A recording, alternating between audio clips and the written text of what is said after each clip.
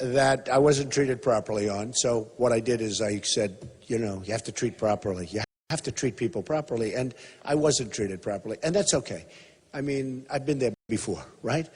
But what I did is I said, I'm going to have a little event, not a competing event, and it wasn't a big deal, and I had no idea how well it was going to turn out. So we had a 700-seat theater about 5 minutes away from where the debate was, and we had it for veterans. We had an event for veterans. And at that event, thank you. And the sad part is, if I was in that debate, it didn't do very well. It had 12 million people. The one that I was in, the first one, had almost 25 million people, and that was an all-time record in the history of cable television. And honestly, if we had, and very importantly, if I was there, we would have broken that record. But much more importantly, by not doing it, we have to defend ourselves and we have to defend our country. If you have a president, you have to have a president that's going to defend your country more so than even himself or herself. I mean, has to happen. So I had a competing event, and we did it for veterans, because the veterans in this country have been treated so horribly. They've been treated so badly. And we raised in 1 hour, listen to this one, $6 million, okay? And I'm not going to talk about polls today because, frankly, the polls today we have our ultimate poll, so I don't have to talk about polls. But the one that just came out in New Hampshire has us way, way up because of the debate, because of what I did. People respected that we don't take the stuff from people that, you know, shouldn't be treating us that way, and they respected it. And I think they also liked the fact that we didn't just not do it. We did something that benefits so many people, and in this case, the great veterans and veterans' causes. And so we've given away, I raised six. I have so many friends. Carl Icahn, who you don't know, but he's a great businessman. He put up $500,000. Phil Ruffin, a great businessman from Las Vegas, put up $1 million. The great Ike Perlmutter and Laurie Perlmutter, they put up $1 million. Marvel Entertainment, what they did is incredible. The Marvel, you know, they make all the great movies. I think he's got 5 of the top 10 grossing movies of all time. He's one of the great people, and they are an amazing couple. And they put up $1 million, and I put up $1 million. And the bottom line is 1 hour, $6 million. And that evening was so beautiful. We had a veteran that came in, lost his leg, and he gave a speech, a talk, and about coming back and how tough it was to come back from the Middle East and all of a sudden be in society again, and how difficult it was and how difficult it is for veterans generally. And we have today one of our first recipients, Americans for Independent Living. And we have Arnold and Tim, and they're here now to pick up a check for $100,000. It's one, we're going to give about 22 or 24 checks out. And they've all been vetted. They've all been, the vets have been vetted. Because what we've done is we want to make sure that these people that get these checks are amazing people, amazing people. And Arnold and Tim, if you come up, we're going to give you a nice, beautiful check. And they've done an incredible job.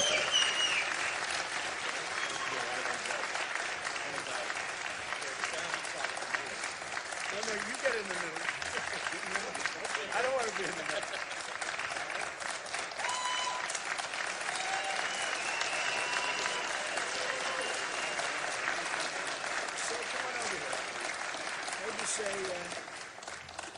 Just give a couple of minutes worth of what do you do, because I know, but they don't know. Go ahead. Thank you, everyone. I'm Tim with Americans for Independent Living, a new organization here in the Waterloo area. We're here to help our veterans that have returned home since 9/11 that have suffered major disabilities. And we're looking to do the home modifications as much as we can to help them out that way so they can make a house a home like the rest of us live in and enjoy life instead of struggling with the challenges that they've come up with and protecting us and giving us our right to do what we do. So this is what we're here for. Thank you very much. Appreciate it. Thank you.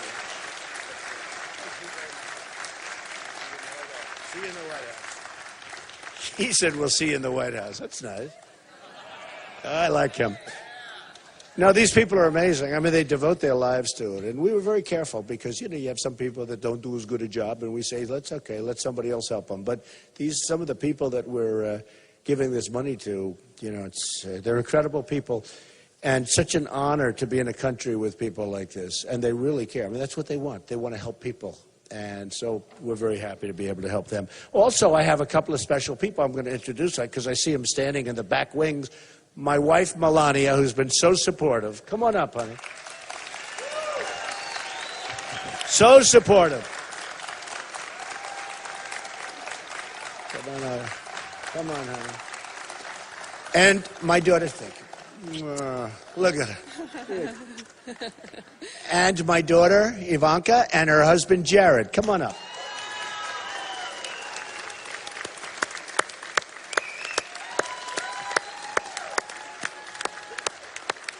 And Jared's a very successful man from New York. He's done a fantastic job, creates a lot of housing for people and real estate. And Ivanka's Ivanka. We know Ivanka, right? And she's going to have a baby perhaps in 10 minutes or a week or 2 weeks or something, but we're ready. You know the joke. It's been going on around. I said, please, please have your baby in Iowa. I would not lose this. It's no way I could lose. We're all prepared. We even have a place picked out, but, perhaps that won't happen. But I just want to thank you all for being here. Ivanka, you want to say a word for a second? Come on. It has been such a pleasure to be here for the last several days with my father, going around and meeting the amazing people of Iowa. The reception has been so warm, and I think that's in part because my father's really created a movement. With all of your help, people want to see change, and he's going to effectuate that change. It's been what he's done his whole life. So my father will undoubtedly make America great again, and we appreciate your support. So come out tonight, 7 o'clock in caucus for Donald J. Trump. Thank you, everyone, for being here.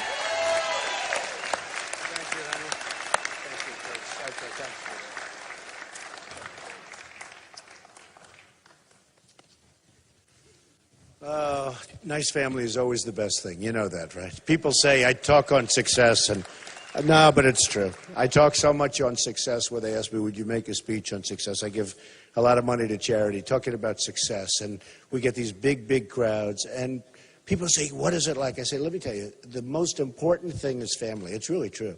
I've seen the most successful people in the world. I deal with them. Some of them are giving me money for the vets.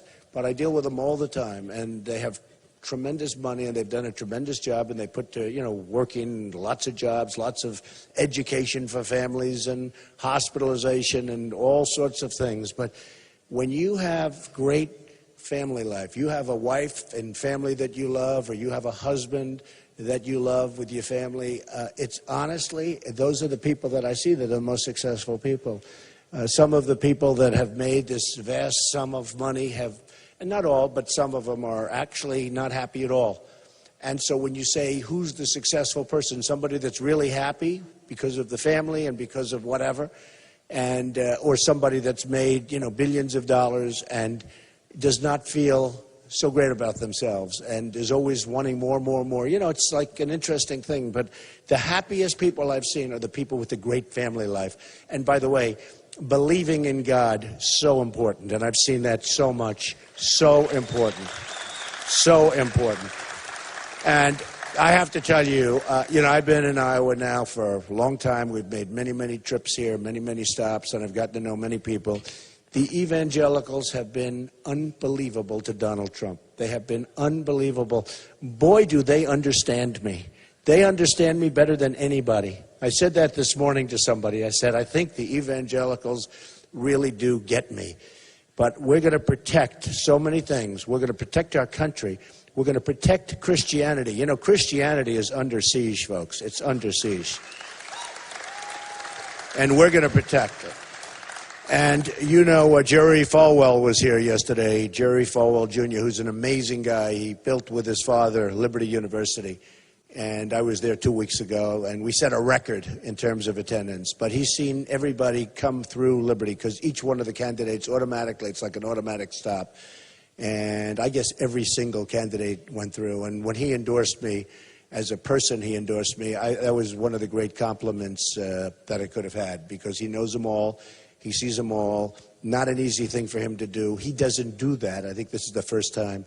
So when he came out and did that, to me, that was a great compliment. And I think it had a huge impact, frankly, because our numbers with evangelicals, they were good before, but they went shooting through the roof. So a combination of Jerry and Sarah Palin, who is a terrific person and a terrific woman, she came out and endorsed us, and that was so nice and so great. And I think that had an impact. And on the border, who's better than Sheriff Joe of Arizona? Right? You know, all of these people are fighting and fighting and fighting and trying to say that it's very interesting because we're going to have a lot of things. We're going to do things that have not been done. I mean, we're going to build that wall. It's going to be a beautiful, big, strong, powerful wall. And people are going to come through, but they're going to come through legally. Legally. They're coming through the wall legally. And that's the way it is. And it's going to be a great thing, and it's going to be wonderful to have a border. We're going to have a border, and we are going to, you know who's paying for the wall. Mexico's paying for the wall, okay? I won't put you through the exit. Who's paying for the wall? Everybody knows, and they're going to. And the other candidates come up, and they say, why is Mexico paying? How can you do that? They're not going to pay for the wall. I said, of course they are. They make so much money off the United States in terms of trade deficits and trade. The numbers are astronomical. I'm not even including the drug traffic, which probably triples it. You know, the drugs come over, so we get the drugs, they get the cash. This is the way. They have trucks. They drive right over there. You ever see the walls where they have a wall this high and they build a little ramp? I don't even know why they build a ramp there. They just bulldoze it and just drive straight. You don't need a ramp. I don't know why they do that. I guess they don't want to hurt the wall. But they build a ramp, and they have Jeeps, and they have these vehicles driving right over. It's the most incredible. I think it was in Time magazine, a picture of these vehicles driving over, loaded up with drugs, and we get the drugs. And you look at some places like New Hampshire, our next stop is New Hampshire. They have a drug problem that you wouldn't believe, and you wouldn't think of that for New Hampshire. It all comes from that southern border, and they have an amazing problem up there in many of the New England states, but, I mean, our country as a whole.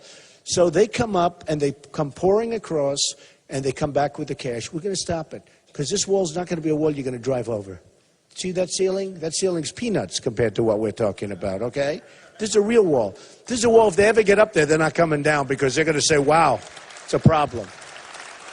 And I get a kick out of these people say, you know, they come out and they say the walls don't work. Walls don't work. I mean, the walls they build don't work. You ever see these things? They're like making it out of paper mache. No, this is the real deal, okay? This is going to be, I know exactly what it's going to look like already. That's what I do. I really build good. Wouldn't it be nice to have a real builder? What I do best in life is build. You know, I built these buildings that are so great, whether you look, no matter where you look, whether you go to Chicago or New York or anywhere. I mean, right now we have buildings going up all over the world. Doing this is actually tough because I love what I do so much, but with Ivanka, Don, Eric, my executives. I have great executives. I built a great, great company, a powerful company, very low debt, tremendous cash flow. I would have never believed it 20 years ago, 25 years ago. Tremendous cash flow, some of the greatest assets in the world. And then I filed the papers, and everyone said, wow, because I'm a private company. They said, he's much bigger than anyone ever understood. And I've got rave reviews on it from a financial standpoint, and I say it not in a braggadocious way. That's the kind of thinking we need in this country, because we have people that don't know what they're doing. We have people that don't know what they're doing. We have $19 trillion. You know, $1 trillion? Most people don't even know what it means to say $1 trillion. This wasn't a word that was in the vocabulary 10 years ago. And now we have $19 trillion worth of debt, when you think of that. Now, the budget they just approved 2 weeks ago, which I don't know. I mean, a lot of you are shaking your heads. You know exactly what I'm talking about. Thing got done in like two days. Not even 2 days. It was like a few hours. Most people didn't even know they were talking about a budget. And that budget funds everything for Obama. You know, Obama's a terrible negotiator, except when it comes to negotiating against the Republicans. You ever notice? And I'm not angry. I'm not even angry. You give up with this stuff. Obama, who cares? I'm not angry at the Democrats because we understand where they're coming from. I'm angry at the Republicans because the Republicans roll over and they just allow all of this stuff to take place. And then they talk about we're going to try and balance our budget in 25 years. 25 years? Why 25 years? We're getting rid of a lot of things. As an example, Common Core is dead. It's gone. Common Core is gone. Our Second Amendment, we are going to fight so that is not going to be chipped away at. You know, they're chipping away at your Second Amendment. And pretty soon, if it's up to some people, you won't have a Second Amendment. You know, a couple of things have happened, pretty big things, I'll tell you. Paris, remember California, same thing. Not as great from the standpoint we lost 14 great American people. In Paris, what happened there, what happened in California, just think of this. Gun-free zones, Paris is one of the absolute toughest places in the world to get a gun. One of the absolute toughest. France is like said to be the toughest country. You can't get a gun unless you're a bad guy. What happened is they walk in and they start shooting people. If, like a few of you people were in that room and you had guns strapped to your ankle or your waist, and the bullets were flying in the opposite direction, there wouldn't have been 130 people killed. By the way, 130 killed. Many, many, many right now in a hospital, so gravely injured that they're not going to make it, and if they do make it, it's not going to be a pleasant life, okay? Because there was absolutely, they could have stayed there longer and kept shooting. But they were just saying, you, over, boom. You, over, boom. These are animals. These are animals. And then the press called them masterminds, the mastermind. They're not masterminds, they're animals. And we have to stop it. We have to be so tough. We have to be so vigilant. We can't allow this to happen to our country. So in California, 14 people dead, numerous people in the hospital, horribly injured. 14, these are people that gave wedding parties for the people. They knew them. They knew them. And they walk into the room and they started shooting. So we have to be tough, we have to be vigilant, we can't allow it to happen, and we have to protect our Second Amendment. If they had in California guns, not many, just if a couple of people that knew how to use them were in that room, it would have ended long before the 14th person, I can tell you that. And it's so sad. I mean, you have another case, which is just absolutely crazy. You have military bases. And you have gun-free zones on military bases. And we had 5 great young people killed, military people. 2 of them were world champions. One was supposed to be one of the great experts on guns, a great shot, great marksman. And their guns were 200 yards away, locked up, because they had a gun-free zone. And this wacko comes in, sees these 5 guys, shoots them, kills them. Now, these were tough guys. These were guys that couldn't have been, if they were having a gun, he wouldn't have lasted. He would not have gotten near the front door. I mean, one of them, they say, is one of the best. But they were all great soldiers. They weren't allowed to have a gun. Now, they're supposed to protect us, and they use guns, and that's how they protect us, and yet we have gun-free zones. I will end gun-free zones on military bases so fast your head will spin. It'll be the first day. The first day. So they're chipping away at your faith. They're chipping away. I mean, the words Merry Christmas. You're going to say Merry Christmas a lot. Believe me, folks. You know, you go now to a store. You go to a department store like Macy's, a very disloyal company. You go to, it's true. First time I had, when I went out, it's so true. I went out and I gave the opening remarks. I had a nice little thing in Macy's, not big stuff, ties, shirts. I make the opening remarks talking about illegal immigration. And they were told they're going to have a couple of pickets in front of Macy's. And what they did is they said, they called, what are we going to do? These are people I knew very well. Not a big business, but I said, what's the big deal? They'll picket for 20 minutes and then they want to go to lunch. It's not going to be who cares? They said, but this would be bad. In the meantime, you know, they paid all sorts of penalties and fines for non-inclusion and lots of other things, okay? But they terminated, so they're very disloyal. I will never forget Macy's, because I would have never thought that was possible. And they did it over illegal immigration. Then it turned out 2 weeks, by the way, would we be selling right now shirts and ties and perfumes, and you can get them elsewhere, by the way. Go get them elsewhere. I never liked those stores very much anyway. But if you think about it, you know, the country's about loyalty. You want loyalty in the country. So I mentioned during that speech illegal immigration, and all hell broke loose, right? I took heat. Rush Limbaugh, who's an amazing guy. Drudge, an amazing guy. You know Drudge? He's like one of the great people. He's a powerhouse. But I'll tell you, Rush said, I've never seen anybody take more incoming than Donald Trump for saying something that was right. 2 weeks later, everyone's trying to pivot to me. They're all trying to come and talk about illegal. We wouldn't even be talking about illegal immigration if I didn't bring it up at that opening day, June 16th. Now, it's a long time ago, hard to believe. Here we are, first day, but June 16th, we wouldn't even be talking about illegal immigration. Now they're all trying to come on board. And the funny thing, my wife said to me the other day, darling, he just said wall. One of the candidates, I won't even say who, what difference does it make? But one of the candidates said, we will build a wall. You know the way they talk? They don't really talk. They like, everything's always like a debate. They're talking to a reporter. We will build a wall. I actually said about Ted, who's a nice guy, I said, he's a good debater, but he's a bad talker. Does that make sense? We will build a wall. And my wife said to me, that's the first time I've heard anyone say they're going to build a wall. Nobody ever said, did you hear anybody say they're going to build a wall other than Trump? And when we get Sheriff Joe, that really is, that really validates what I'm saying. But we have to build a wall, because without a wall, we don't have a country. People are pouring through our border and all over. It's like a sieve. It's like water just pouring right through. And then Obama issues an executive order, and he said, let them come in. And amazingly, the courts, at least temporarily, have stopped them. But it doesn't matter, because if I get in, that'll be the first executive order I end, is that executive order. We won't have to waste our money on lawyers. We're not going to have to waste our money on lawyers. So just a few things, and then we're going to have a big day. And look, the big thing is you got to get out, you got to caucus. I mean, another poll just came out, Quinnipiac, very good poll. We're actually higher than even the Des Moines Register Bloomberg, which came out yesterday. I guess there we were 5 or 6 points. Now I think we're 7 points up in Quinnipiac.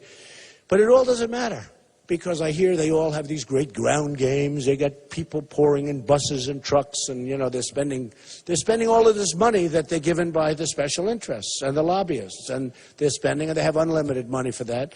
And so do I, frankly. I mean, so far I'm very proud of something. I've spent less money than anybody else, and I have the best result. I'm number one. It's great, right?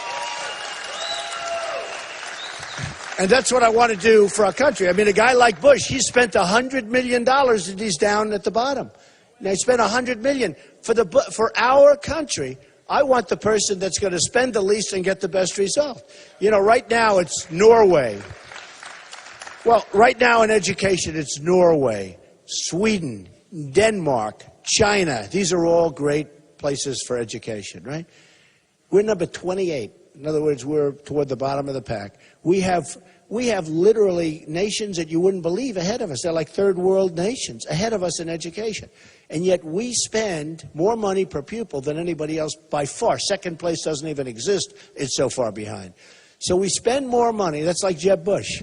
We spend more money and we have a bad result. We're going to spend less money. We're going to bring it back locally. You're going to take over. It's going to be so beautiful. And, I've seen it. I've watched it, because over the years I've watched it. I've seen parents that really joined their school boards and joined their whole little circle of friends to make a school beautiful and good.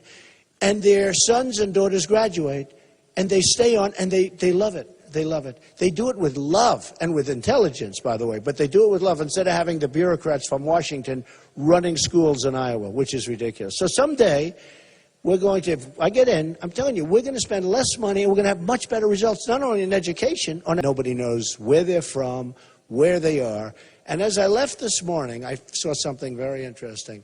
In Sweden, they had gangs of people in masks and others, Swedish people, that were going after the migrants because there's been tremendous crime committed. And they've had enough. They've had enough. They've had enough of the stupidity. And these people, I believe in protecting people, but you build a safe zone. I was the first one to say it. Build a big, fat, beautiful safe zone someplace in Syria where you can, where you can have it, right? And you build it and but you get the Gulf states. The Gulf states, Saudi Arabia, before the oil came down, but they're still doing very well. Cost them less to take out oil than any place else. But Saudi Arabia was making $1 billion a day. And we protect them for nothing. It's going to all change, folks. It's going to all change. We spend so much money. Everyone says, oh, well, we spend 10 times more than every other country or any other country, and even more than that. But you know what we do? We spend it all protecting, we spend so much of it protecting other countries. And in some cases, those other countries are economic behemoths, like Germany, like Japan, like South Korea. We protect South Korea. And I have friends, by the way, love the people of Germany, love the people of Japan, love the people of South Korea. I have buildings in South Korea. It's a very great place. But we have 28,000 soldiers, 28,000 on our line. We have 28,000. Think of it. We get like peanuts. So we're protecting them. And try ordering a television set. Just give it a shot. Made in the USA. There is no such thing. No such animal. They're all made in South Korea. And a little bit Japan because of Sony. But they're all made, most of them made in, I order thousands and thousands of televisions a year. And they're all made in South Korea. I'd love to buy here. I would love to buy here. But you can't buy here. So we're going to have them, and this isn't like anything other than, hey folks, you got to take care of us. This is a two-way street. This is not a one-way street. We protect all these people. Every time this madman starts talking nuclear, we immediately send our ships. And we don't get it. They pay us nothing. They pay us peanuts compared to what it's costing us. So what are we doing it for? Do you know that we have a pact with Japan that if Japan is attacked, we have to go to war. We go to war right away. We're going to protect Japan. Okay. But if we're attacked, Japan doesn't have to do anything. Okay. That's the way we have. In other words, if somebody attacks us, Japan doesn't have to do a thing. But if Japan is attacked, we have to immediately come to their defense, go to war, do whatever's necessary. It's just not fair. It's not even a question of not fair. It's not smart. It's not good. And they don't even respect us for it. Because they say, can you believe, I can just see these people, they say, can you believe how stupid they are? Who would make deals like this? And we have many of them. So we protect Germany, we protect Saudi Arabia, we protect different places in the Middle East. These Gulf states aren't putting up any money toward the migrants. And by the way, I have a big heart. I want to take care. But they're not coming into this country because we don't know who they are. There's no way of finding out who they are. They have no papers, no documentation. They could be ISIS. And you look at those migration lines. You look at that great migration. Have you ever seen so many people? It's like one of the lines trying to get into our event the other night when we had it the other night for the veterans. It was, I mean, literally, it was so, we could have filled up that arena. We could have filled it up 10 times over. It was the most incredible thing. But when you look at that migration, so many people. And what's the story? So many young, strong men. Young, strong men. And you say, what's going on? This doesn't look right. I mean, there's something wrong here. So we're not going to allow them.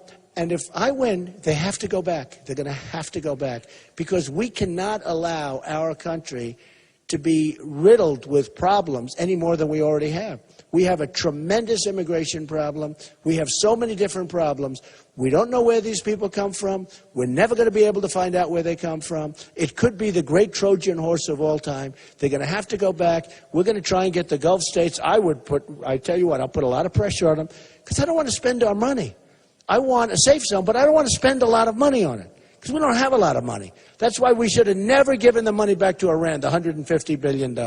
We should have told them, I'm sorry, we don't have it. We don't have it. Sorry, folks.